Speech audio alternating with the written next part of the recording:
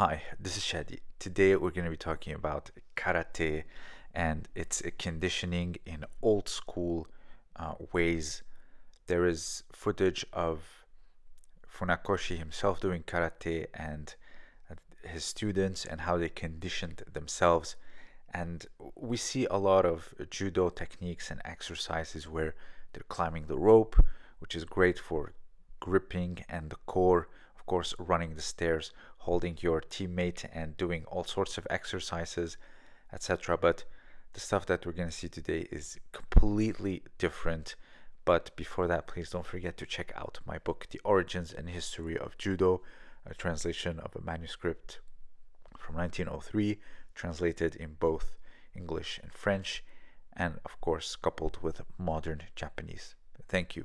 So, of course, we know that today's karate is a striking art, and if you drill the basics with a little bit of resistance, so here, for example, on the limb, there is weights. Of course, it's going to make you stronger and faster when you do it with no weights. Here, this core exercise, as you do with your partner, it looks like a guard slam drill, but trust me, it will work your core and your posture, your back muscles.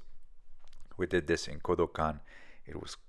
It was really grueling. Here, of course, the makiwara, little bit of micro injuries or micro, in French it's fissure. It will strengthen the knuckles. Not too big of an injury, of course. You don't want to break your hand, but you make enough damage. Not only it will strengthen the bone, but also you're training your technique.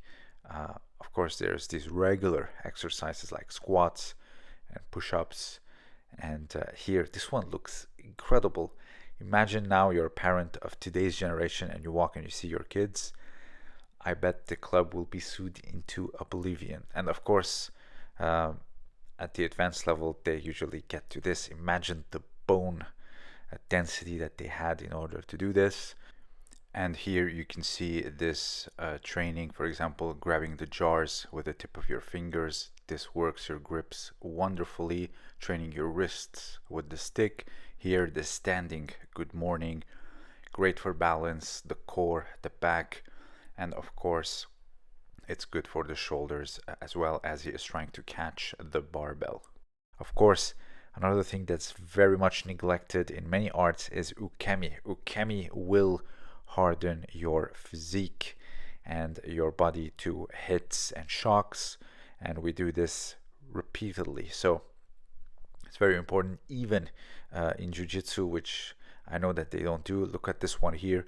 This one is very interesting. Let's see it again. So it looks a bit like the kata guruma of Hausinga. However, he has the other arm, which is a lot lower because it's further back. So it becomes a bit of a koshinage, but it's the same mechanics. However, it's lower. It's on the axis of the hips rather than the shoulders.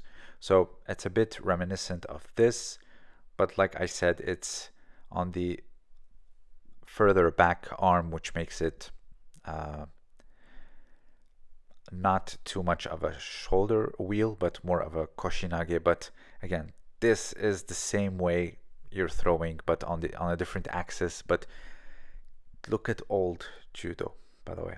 I mean, look, they knew how to fall, they knew how to roll, and look, they kept each other safe. Look at this. He even does the regular, it looks like a somersault, but it's not. He's rolling on one shoulder, the shoulder that's grabbing the sleeve, and he is doing it on one leg, front, forward, ukemi, like you train, but you're holding them. So not only you're keeping yourself safe, but also your partner rolling them on their shoulder as well. So it's really a shame that this is all gone. So ukemi is not only hardening your physique, but also protects you.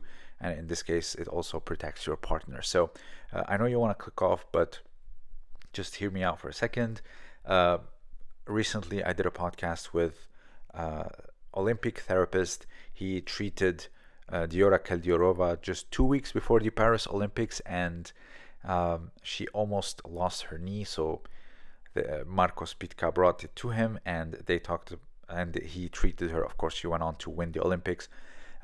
He talked to me about not only just regular strength and conditioning that we do, but there's also something that will allow the joints, I mean the tendons and ligaments, to recover better. There's also a way to target them, and looking from old footage, there is stuff that the Japanese team definitely do in old judo, and also in old jiu-jitsu books, which I will share soon, and of course part of the podcast. Because it's too long, I'm clipping a little bit, but the full podcast is on my Patreon. So if you have anything to add, let me know down below.